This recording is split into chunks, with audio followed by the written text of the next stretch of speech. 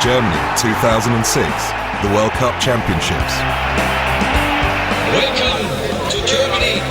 Bienvenue en Allemagne. Bienvenidos en Alemania.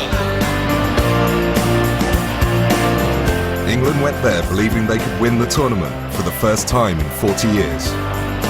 They've got the best team we've had for a long time, so hopefully we'll get in there and we'll win.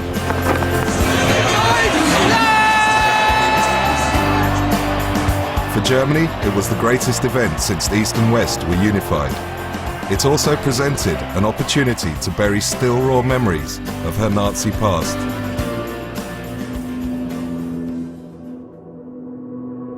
But some were intent on spoiling the party.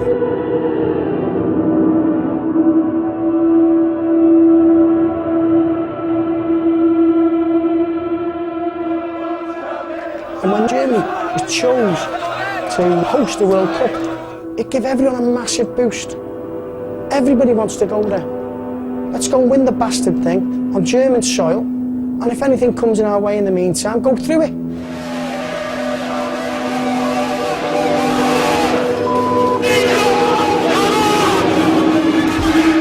This is the untold story of the ugly face of the beautiful game, filmed undercover at the greatest soccer extravaganza on earth. England, England, England.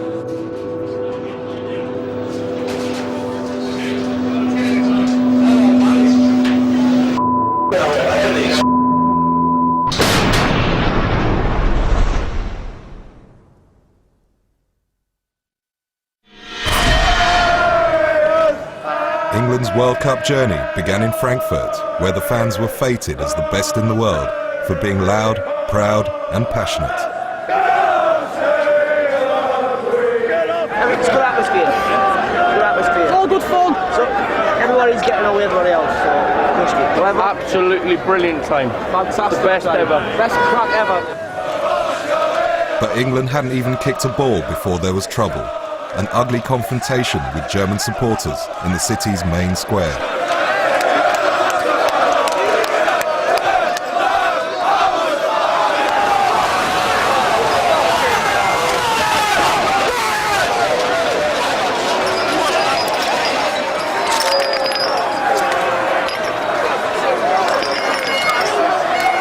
The police didn't overreact, but quietly separated rival fans.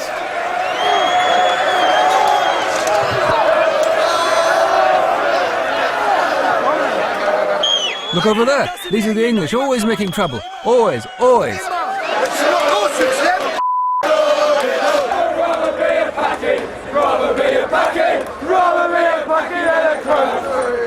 As the evening drew in, the atmosphere degenerated, with racist chanting from a section of the crowd.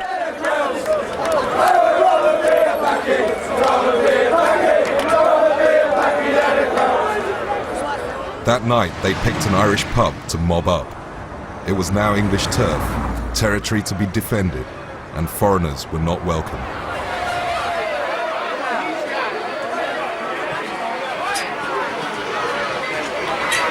Some supporters were itching for a fight.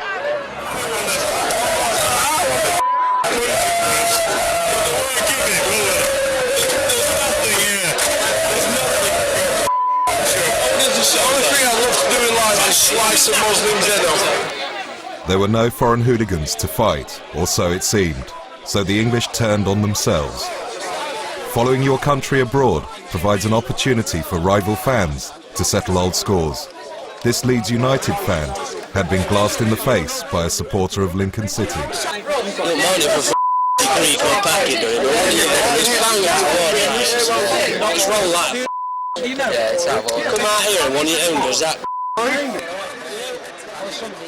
Anywhere where there's alcohol, vast amounts of people, media, threat of police, it's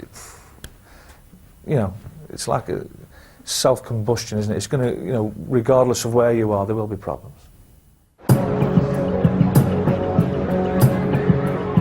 And the problems were not long in coming. By 1 o'clock in the morning, the number of fans on the streets had dwindled. Only small pockets of English hung around near the brothels and the late-night drinking dens in Frankfurt's red light district.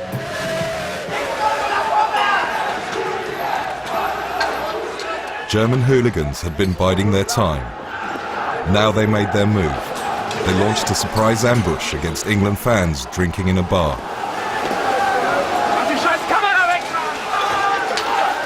The English retaliated in an explosion of violence.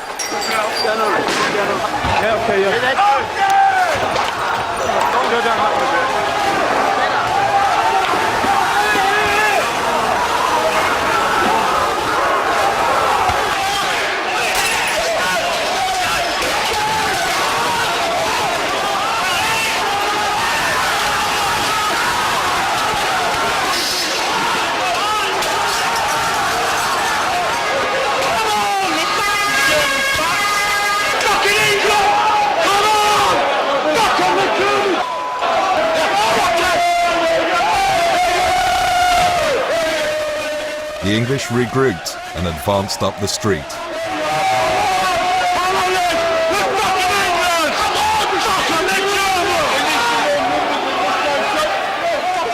Our cameraman, filming openly, was assaulted from behind.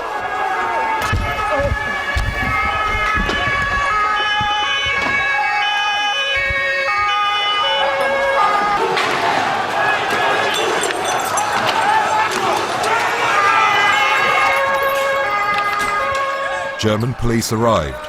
A plainclothes officer helped identify the troublemakers.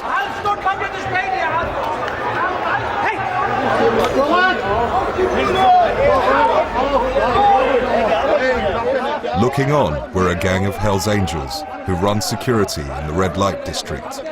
When police tried to move them on, they took exception.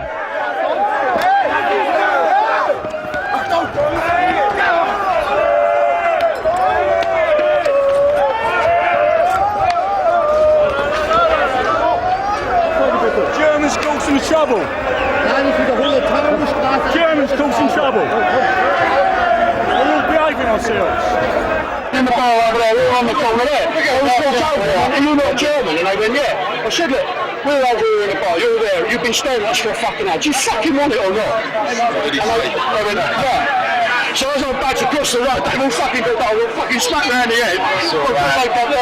That's it. Police took control and cordoned off both ends of the street.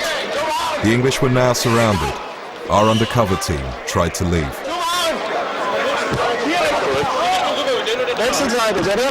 What would you want us to do? Just go this way. But nobody was going anywhere. Absolute shit. Wait till him go.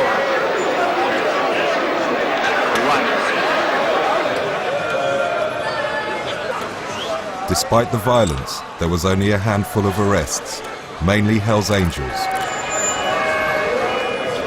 Once the situation had calmed down, all these England fans were allowed to leave. It wasn't meant to be like this. Security surrounding the tournament was huge. 170,000 England fans were expected. In order to deter violence, British police were allowed to patrol the streets and airports of Germany for the first time. We've been checking the people coming into Frankfurt, making sure none of the people who are on our banned list are coming into the country, and also we're here as a sort of a friendly face. British police are here, we're here to help make their stay here happy, and that they feel safe, that they've got people they can come and speak to if needs be. England, England, England, England, England, England, England. Over 3,500 hardcore English hooligans were banned from going to Germany, part of tough new anti-hooligan laws designed to try and keep the tournament trouble-free. They were told to surrender their passports and report to police stations in England during the World Cup. The police were optimistic. I don't really have any particular concerns. I'm travelling with a group of very professional, highly motivated police officers who are going to assist our German colleagues. Police officers by nature are very flexible in what they do, and we all respond to whatever the situation is.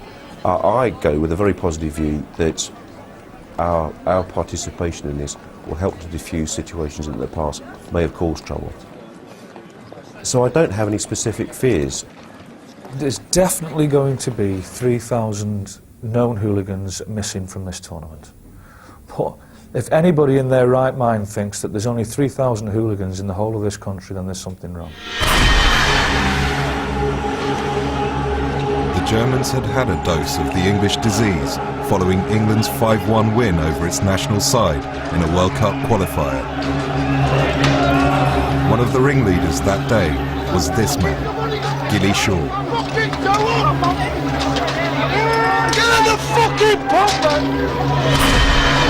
And 5 years on, he'd slipped into Frankfurt for the World Cup finals. More trouble. English hooligans on the rampage in Albufeira, Portugal, during the European Championships 2 years ago.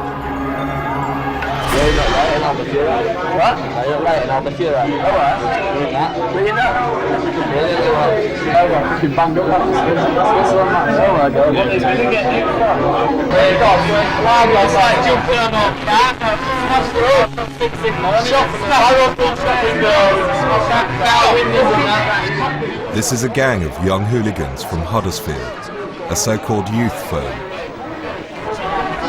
So you go to Germany? You've got it 3 of us then. What are you going to do? Where are you going to get there? We're flying from East Midlands. We'll see more of them later.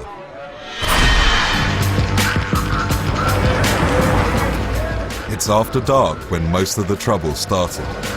Back in Frankfurt, plainclothes English and German police acted as spotters. They watched the mob and identified troublemakers. And they recommended tactics to prevent violence.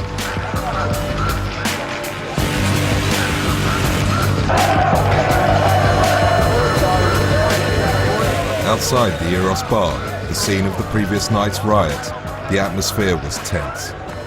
Still smarting from yesterday's ambush, England hooligans were out for revenge.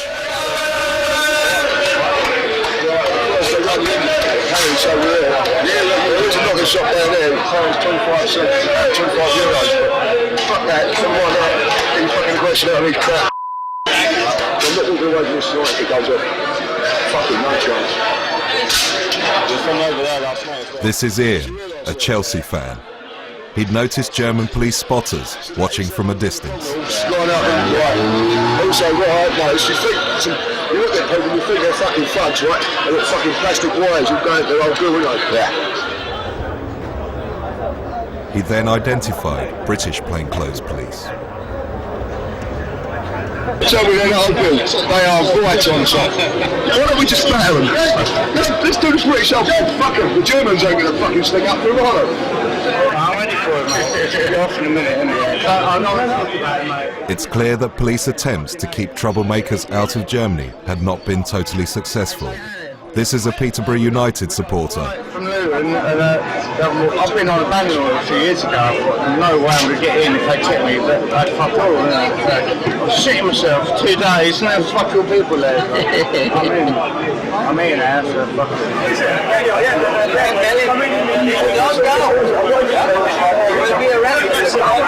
We don't want trouble too, yeah? You go away.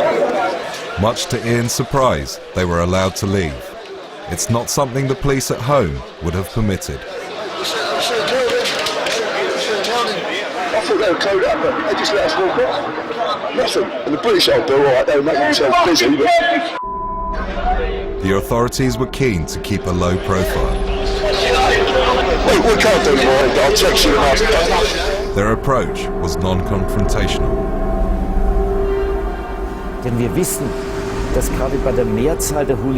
We know that in the case of most hooligans, aggressive behavior on our part would be more likely to incite them to violence. The reason? That the typical hooligan wants to test his strength in an unacceptable manner. He wants to beat up his opponent, even though he knows that the other guy will probably fight back.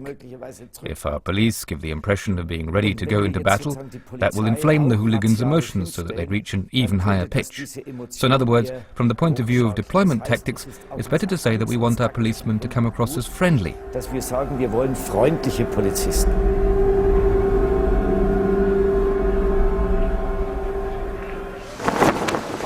It's a very warm afternoon here in Frankfurt, and here we go. England's World Cup campaign in Germany is underway. And in the second hour into the bright sunshine here in Frankfurt of the teams.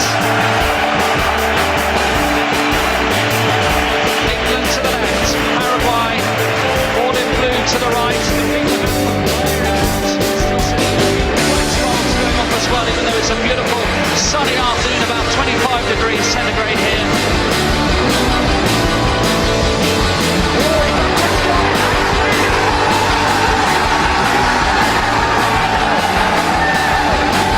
Closing in, Owen.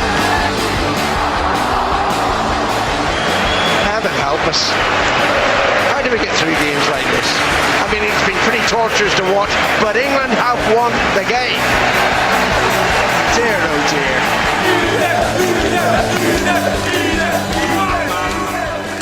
Ordinary English fans despair at our reputation for hooliganism. But other European countries also have violent supporters. Welcome to Dortmund for the Group A game between Germany and Poland.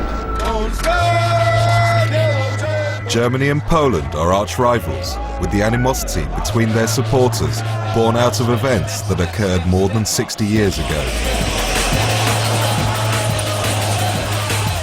Poland was crushed and then brutally occupied by the Germans in World War II.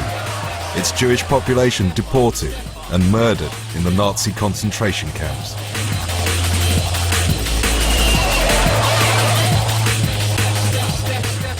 There have already been confrontations between Polish and German supporters on fields alongside motorways where they have organised fights where they tape each other up and wear, mouth guards and gum guards and strip off, and it's last man standing unless the police find it and prevent it. In Poland, the fan and the hooligan scene is fairly new. It's very aggressive. The National League in Poland has huge problems with hooliganism. But it is a situation where communication between the Polish authorities and the German authorities is, of course, of utmost importance. 3 miles of red carpet was laid down to direct fans from the station straight to the stadium. With a hooligan fringe of their own, the Germans understood the importance of proper match day organisation.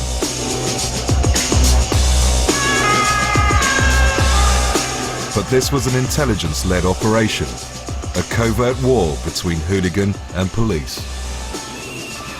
We have a lot of spotters here. I mean, these are police officers from Poland without uniforms, in plain clothes, and they are working here supporting German police officers and informing them about potential troublemakers. Uniformed police have been tipped off by spotters about a pre-arranged fight between German and Polish hooligans. A group of suspected ringleaders were surrounded and removed one at a time in a series of preventative arrests designed to stop trouble before it even began. But the city was swarming with hooligans.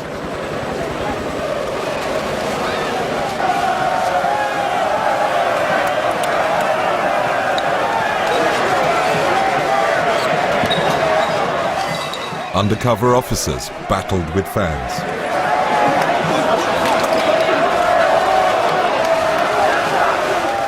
Hundreds of riot police tried to clear drunken hooligans from Dortmund's city centre.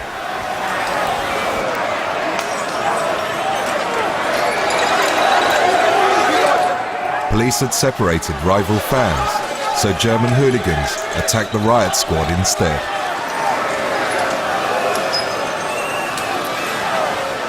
Sporadic violence broke out all over the city.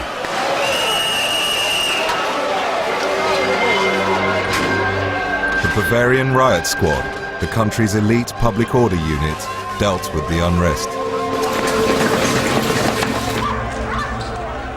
The police arrested almost 430 in Dortmund.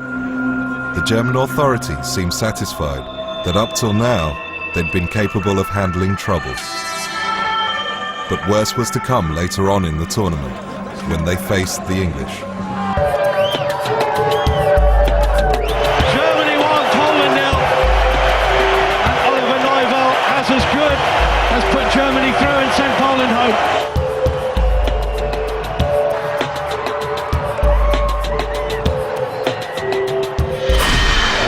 70,000 English fans in the vicinity of Nuremberg today. And it's also inextricably linked with the Second World War. If there's one place in Germany most associated with the evils of Nazism, it's Nuremberg. Carpet bombed by the Allies, its citizens are particularly sensitive to references to what happened here more than 6 decades ago. A group of England fans visited a museum built next to a giant arena in which Hitler held mass rallies. It was the seat of his power and a monument to the Third Reich. You can see here a map with all the relics which the Nazis constructed, and they intended to construct architecture for world power.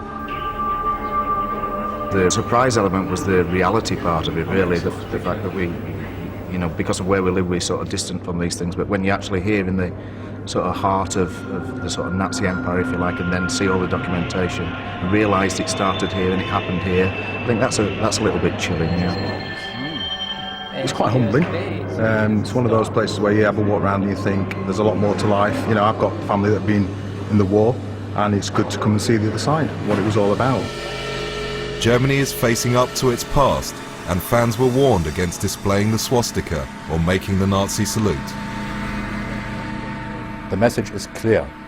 Any use of Nazi symbols, Nazi slogans, is a criminal offence and will consequently be prosecuted.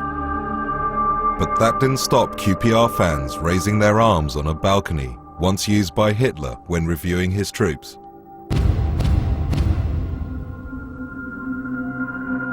On the streets of Frankfurt, there were similar gestures.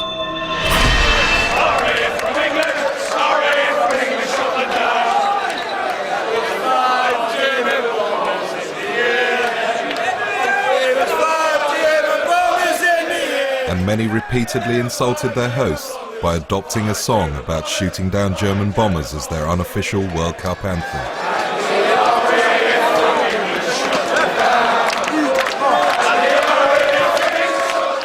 Such jibes are almost unknown and unusual in Germany.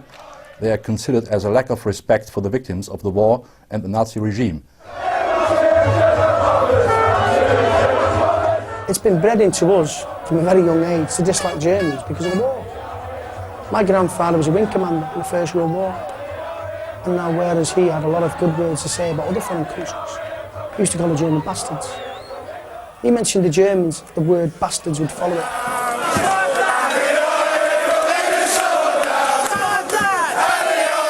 Well, there's been some chanting about the German bombers, 9, 10 German bombers and all that, and what's it got to do with football? It makes you sick to be English, to be honest. You know, it's just naughty. Football song's great. You know, we all support our countries, so support them with pride. If it makes England sound loud and proud, then I suppose that's their ethos behind it, but as far as, you know, 99% of the English fans that are out here have walked away from that pretty much instantaneously, which is something that we never get credited for.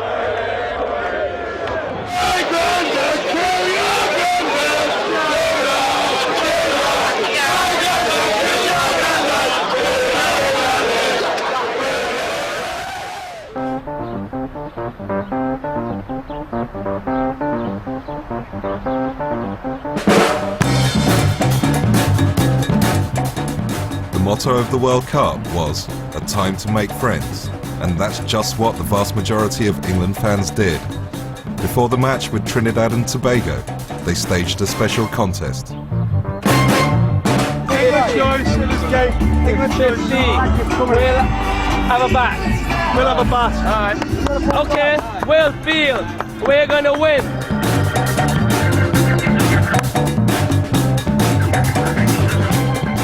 Trinidadians, but that's the collective term for people from Trinidad and Tobago.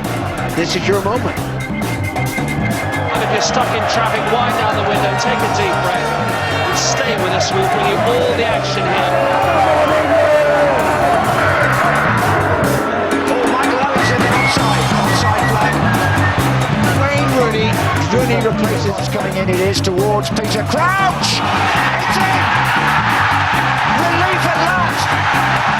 Redemption for Steven Gerrard. Left footer. Left footer. end of the game as far as England are concerned. Top of the group, going through to the next round, but in what condition? But all that really matters is that England 2, Trinidad and Tobago 0.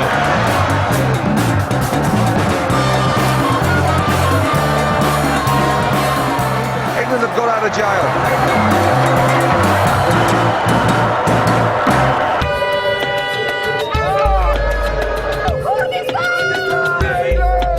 That evening, some England supporters stood back from the celebrations. They'd found a place to drink, and their chants were about belittling other countries. Brazilians were also in Nuremberg, following a win over Croatia. But when they tried to join the fun, they were roundly abused.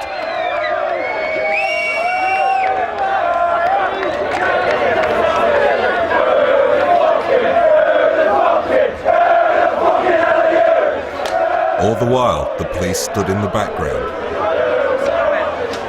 The majority of hardcore English hooligans may have been prevented from reaching Germany. The banning orders saw to that. But they were replaced by something else. Lager lads.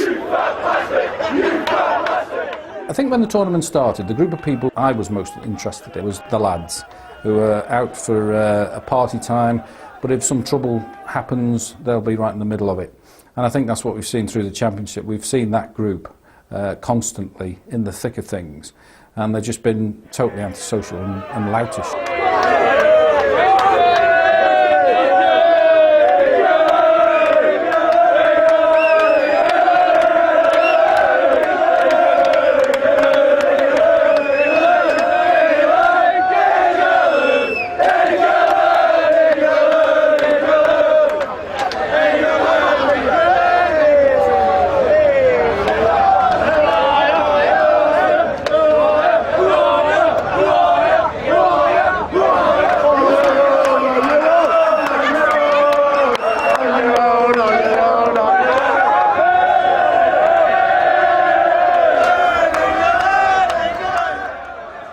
The subculture. It is this misguided loyalty. Nobody's trying to antagonise or do anything. So I wonder what's beneath all this. Is it football? Is there something else going on that we don't know about? What are these people being loyal to? Because I can't find the cause that they're rallying behind. It isn't football.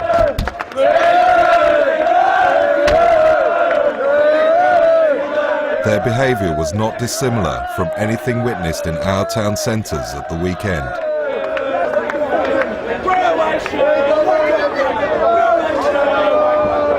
Their anger was directed at anyone.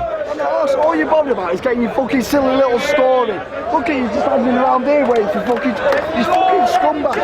Are you English? Are you English? You're betraying your own fucking people. It's fucking...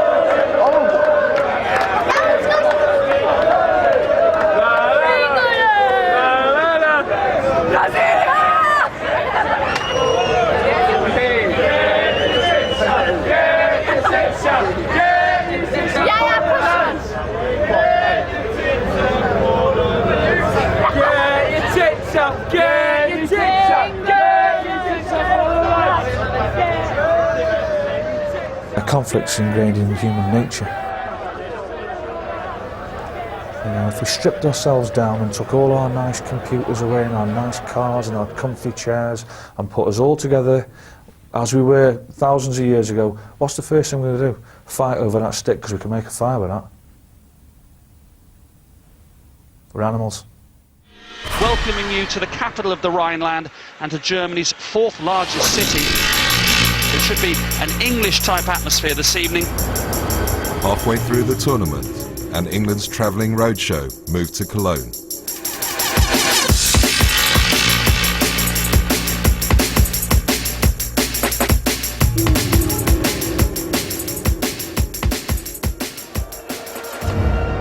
Fans were here for the final first-round game against Sweden, opponents we haven't beaten in 38 years.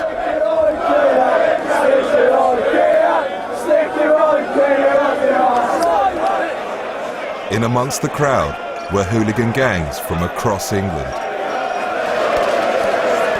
Gangs from the lower divisions of English football are always well represented when the national side plays abroad.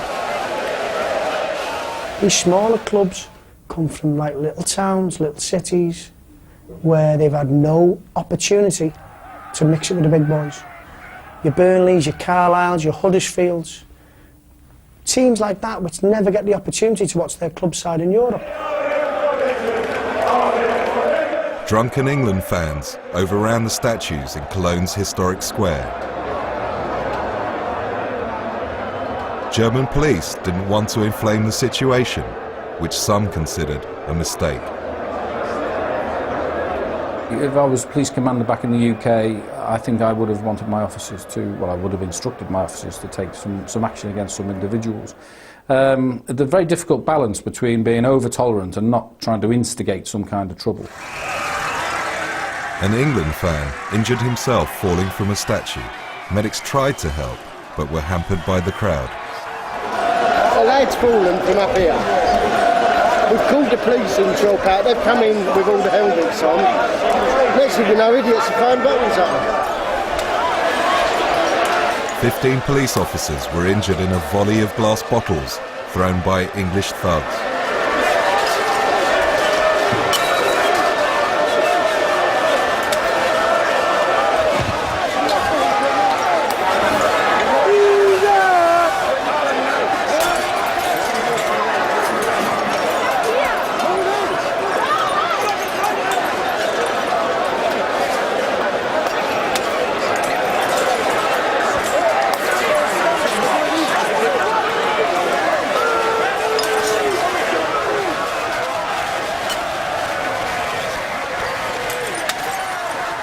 In the middle of the mob, English hooligans gained strength in numbers and urged each other on, surging forward, determined to cause a riot.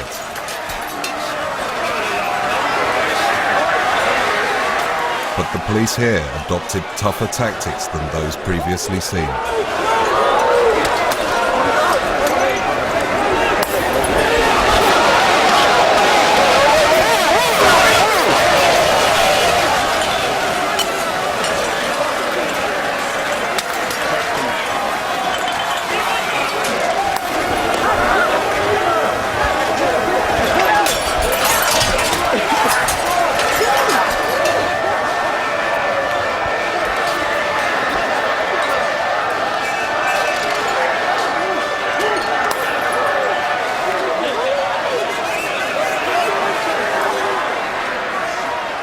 This is my first day here because I've come over first time watching England away because of how good the fans have been. I'm pissed off. Totally pissed off.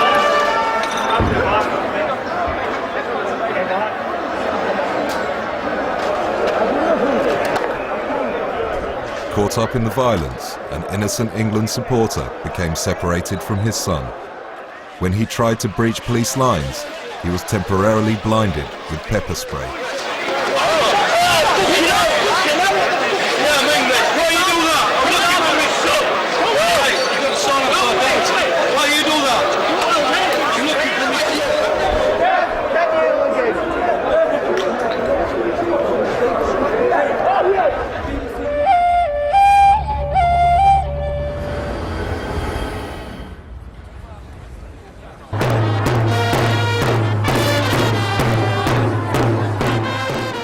At a local school on the eve of the game, the official England Supporters Club entertained students with a few football songs. Visits like this helped to build bridges. Youngsters learned not all England fans were hooligans.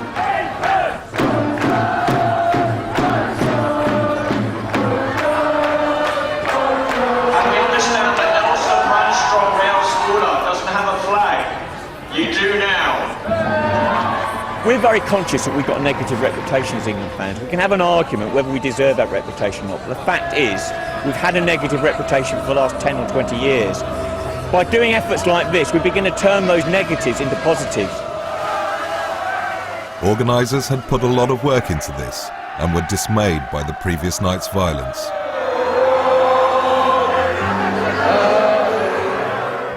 hooligan is too polite a term for them. They're bullies, they're school bullies who want to assert the fact that they're here and they want to ruin it for the rest of us. We want to be the most welcome guests at the party. That doesn't stop me wanting England to win and preferably to beat Germany. I'm just as passionate as any fan, but I will not accept this idea that patriotism is dragging your country's reputation through the street, which is what those people are doing. Back on the streets of Cologne, and it was match day. There was a huge influx of England fans, and the mayor had a warning. We don't want to have people who come with no friendly manner, with violence, with attacks, and with fighting ideas. That is not what we want to have in the city. If there are young people or elder people who do not behave as we want and as it is good for football, they have to be punished, of course. And he was true to his word. When 45 known German hooligans were spotted in the city, they were immediately arrested. But there were many more who'd managed to evade the police, and they'd come to fight the English. We have a large number of hooligans. Some of these do consider the English as their preferred enemies or counterparts for brawls. These foreign two-bob firms think that because England have 3,000 hardcore fans banned, that they will be walked upon. Let's clear England out of the way. This is our chance. The Poles, the Swiss, for Christ's sake. And the Germans think there's never been a better opportunity to take on the English. They can bring it on, can't they? There were English hooligans there too. Members of Huddersfield's youth firm had made it to Germany. Steve Hunt was in the middle of a story about nearly coming to blows with a gang from Cardiff. What the mob is it? Right. Cardiff brought 1,000 or what? Alright. They were like, no, give us your number, I'll get a coach order. I said, well, you don't need a number, just fucking come and we'll have it with you. Steve's brother, Andy Hunt, was there. No, I got my ticket. It was, yeah. And this is Gavin Buckley. They went off to watch the match on television in a local bar. It's called the Rhine Energy Stadion when FC Köln play. We've got a ground which has been completely redesigned for this World Cup. Oh, it's gone down. That looks pretty serious to me. Here's Joe Cole. Dipping volley. Oh, it's going to do that! My word! From 35 yards!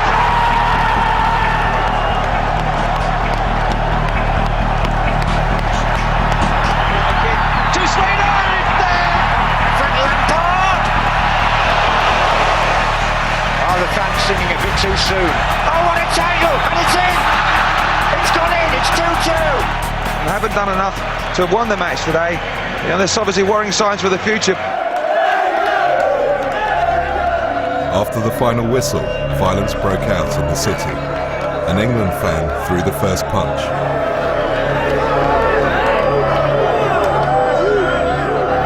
They were trying to attack German supporters who'd gathered in the main square. Under the now familiar hail of bottles, the police separated the warring factions.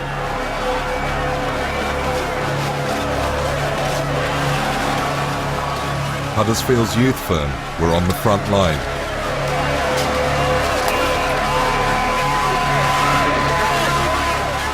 Stephen Hunt urged others on to greater violence.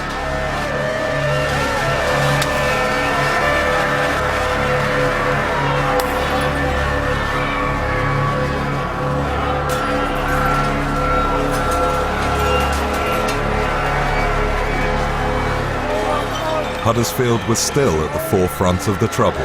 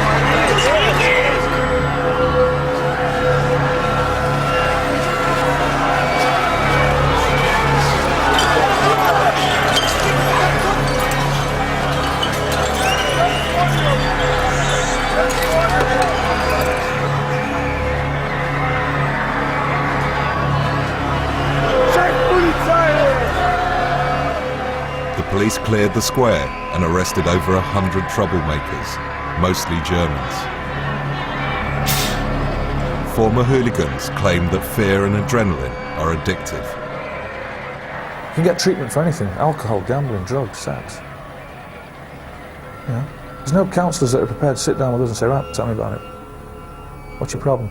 My problem is I can't get football violence out of my head. In amongst the crowd was Ronald Kirsch, an international hooligan Mr. Fix-It. He organises fights between hooligan gangs across Europe. Well, it was a good German film when they're coming this way. It was about nearly 300 boys. Really? Yeah. That's the film before the people stopped them around here.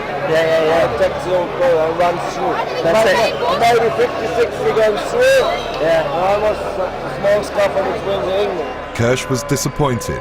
He said the police tactics of preventative arrests were spoiling his fun. We were in Dortmund for the Germany-Poland game. Were you there? Yeah, of course. You got to be, haven't you? You know, that was totally 80 Polster, 70 arrested before, because we got a pre-arranged fight in Oberhausen. Oh yeah?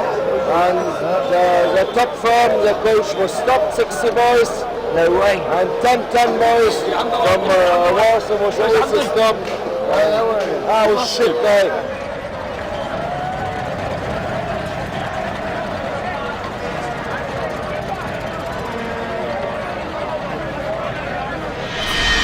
Customary wobbles along the way, but England made it through to the knockout stage. Well, when is this English team going to get a grip on this World Cup? England's penultimate game was in Stuttgart in southwest Germany. This was to be the scene of the worst outbreak of hooliganism in the whole World Cup. Hundreds of English fans arrived 3 days early for the match against Ecuador. They commandeered steps overlooking the main square. It was like an old-fashioned football terrace, and having gained the high ground, they set about abusing passers-by. A small band of Tunisians was caught in the wrong place at the wrong time. They'd been mistaken for Turks and assaulted by drunken thugs who threw beer and bottles.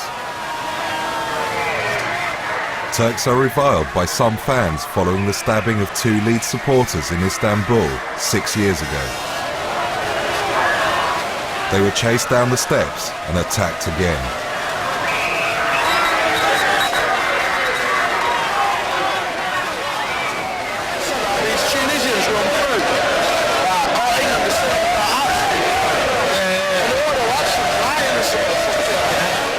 The police decided to crack down. Over 130 English fans were surrounded.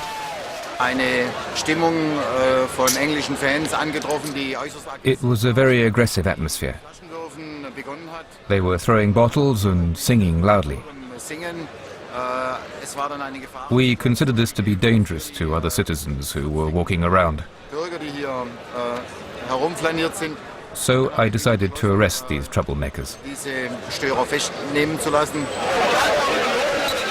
Having lost their patience, they detained everyone. It was the first time preventative arrests were used against England supporters.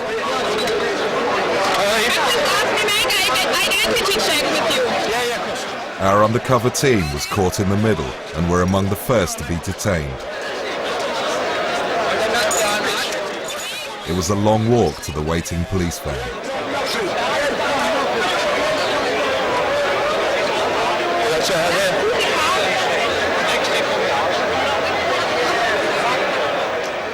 They were read their rights, cuffed and put in the back of the vehicle. You must sit down in the car and the car drive you to the station and there send the identity check.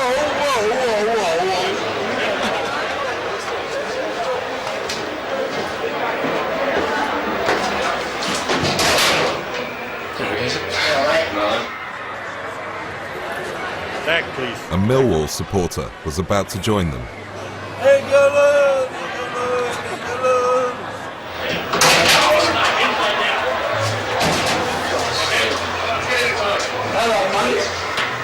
Fucking hell, these fucking...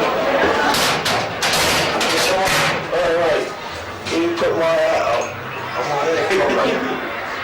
Yeah, mate, yeah. He's got the fucking ties on. Well, at the end of the day... It would be a long night in the cells. You alright, mate? Alright, Amy. Alright, how the fuck are we getting let out or what? I ain't got a feeling so, then.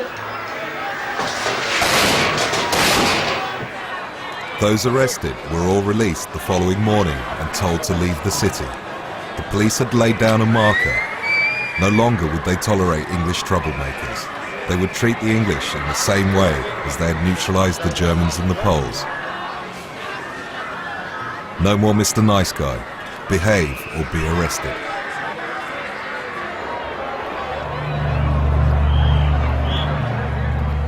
While England fans were in Stuttgart to see their team play Ecuador in the knockout stage of the tournament, German interest centred on their match with Sweden. A vast crowd gathered to watch the game on giant screens in the city centre. There was huge pride in the national flag, something not seen in Germany for many years. But behind the scenes there were concerns. Fearing that English thugs would wreak havoc, British police advised their host to close the steps. What we said was the steps is going to be a congregational area again. You can consider whether you wish to close them off, deny access to people. It's an option. It was an option that wasn't taken. You know, that's a public area. You cannot just say nobody can go there. We are living in an open society, in an international community, so we do not want to close everything. Germany won 2-1, much to the disappointment of the English contingent who'd wanted the host nation to lose. They'd reclaim the steps, as predicted. When thousands of German supporters began filing back into town, they subjected them to a torrent of abuse.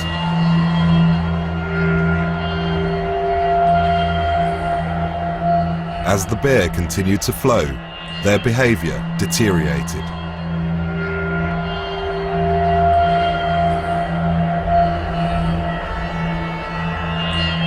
In an act of provocation, this man spat on the German flag.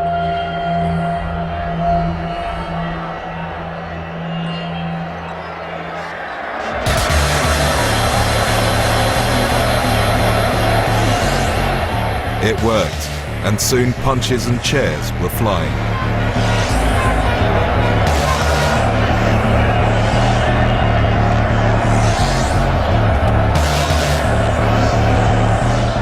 The situation developed into a standoff between the two sets of supporters.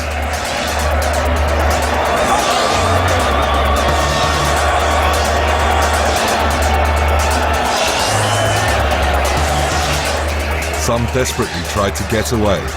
It was about to become a full-scale riot.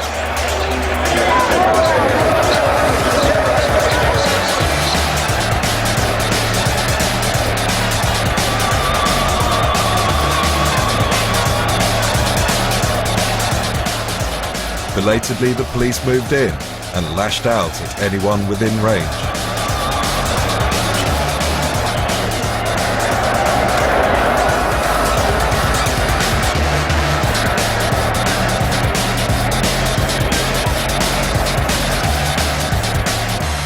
In the middle of the mass disorder, beer continued to be sold in large quantities. There were bars that I would have shut, but just round the corner you've got street sellers selling bottles of beer anyway. In Stuttgart, on average, they drank 17 litres of beer each. Riot police restored order with pepper spray and batons. The softly approach of earlier games was a thing of the past. There's no way just to react as normal people, you know, to discuss and say, it's please behave normal, otherwise you have serious consequences. There's no way like this. It's only the way to show the power of the police with a dress, with this protecting dress, showing a very strong mass of policemen, that it's clear if you behave and try to resist, you will be the loser. At the bottom of the steps, a Turk was assaulted. He'd lost his glasses in the attack. Drunken England fans refused to allow him to recover them. They even took his photograph as a sick souvenir. So the police began a carefully orchestrated operation to pick out the ringleaders one by one and sent in snatch squads to make arrests.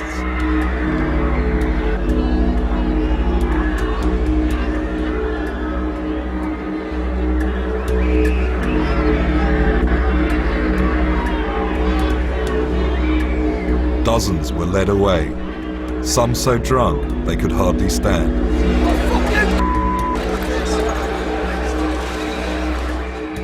This was alcohol-fueled yob culture.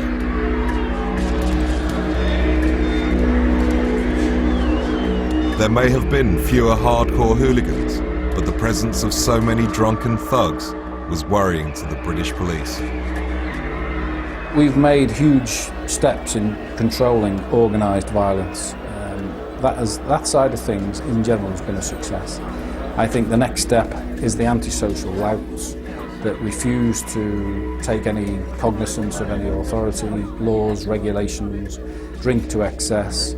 Generally people you wouldn't want to live next door to. Now if they start to associate themselves with football, as they associate themselves with the nighttime economy across the UK, I think we as a society have got real problems.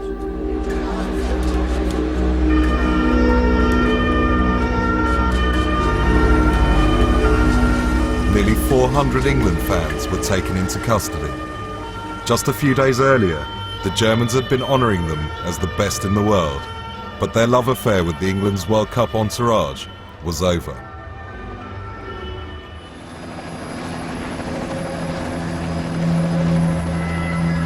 The following day, England met Ecuador. On the ground, police mounted another huge operation to ensure the tournament was not consumed by the English disease.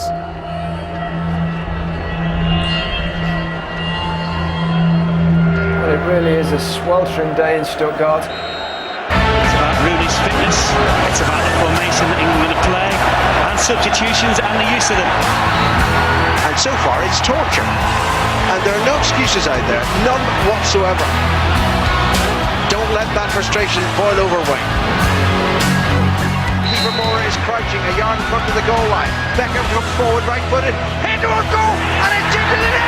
David Beckham has scored for England. He did deliver. That is why he's in the team. Lampard in towards Wayne Rooney. Rooney trying to squeeze through two defenders. Falls over goalkeeper as the ball. The throw in, and I make it now. We've played the 3 minutes, and it's all over here in Stuttgart. England could stumble their way really over the finishing line here. The fans celebrated, but some were out of control. It was a culture of excess, taken beyond the level of acceptable behaviour. On the steps were Andy Hunt and Gavin Buckley of Huddersfield's youth firm. They were revelling in a close encounter they'd had with the police. No bill charged us. Oh shit. So I set off running. Mate, Andy were to riot and he's off on me. And we ran to a lot of fucking chairs. We couldn't get through when they were tipping over. Fucking I got whacked in the back there. Fucking mate Andy went. Yeah, that did. Mate Andy got whacked in his hand. Yeah, it's all fucking emergency surgery.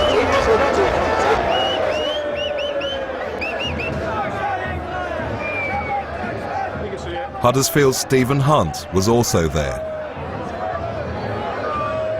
and Steve Cornell, who'd been arrested the previous night and released only on the condition he stayed out of town. Like many others, he ignored the warning. We're not allowed in here today. We're not allowed in today. We're not allowed in Stuttgart now.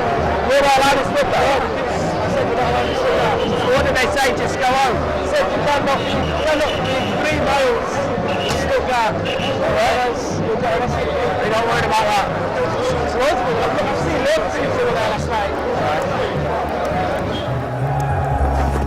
The poor performances of England on the field didn't dampen their fans' celebrations. Only the Portuguese now stood in the way of the team reaching the last 4. Will this compact arena in Gelsenkirchen be remembered as a gateway to the semi-final? Or as England prepare now to come out, will it be a backdoor to World Cup oblivion? There were scenes that you wish England were not associated with, and the looks on some people's faces, evil, hatred, and really the moral leadership of some of the parents that I saw here was hugely disappointing. Not many chances, not many opportunities, and it's pretty tense and pretty nervy. Probably the most disappointing thing I've seen at this championship was a young boy of about 8 years of age singing 10 German Bombers. Where do we go from here with people like that? The referee has gone to his pocket, it's red! He sent Rooney off! To stamp down hooligans once and for all, you'd have to get every male between the age of 14 and 40 and chop their arms and legs off. The whistle has gone at the end of extra time. The World Cup quarter-final, in which England have played with 10 men since the 62nd minute, has gone to penalties. The England team suffered from poor management. The same can be said of the Hooligans. They didn't have effective leadership, which was good. And I think the challenge to us now is to make sure that if any potential leaders try and put their heads above the parapet, that we're on top of them and make sure they don't succeed.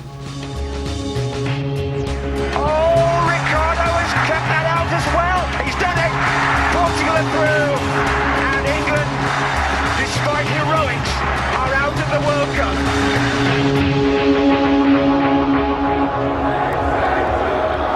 The vast majority of England fans behaved impeccably. Police tactics and banning orders seemed to work. But in 2 years' time, thousands will travel to Austria and Switzerland for the European Championships. Will that be the next venue for England's shame?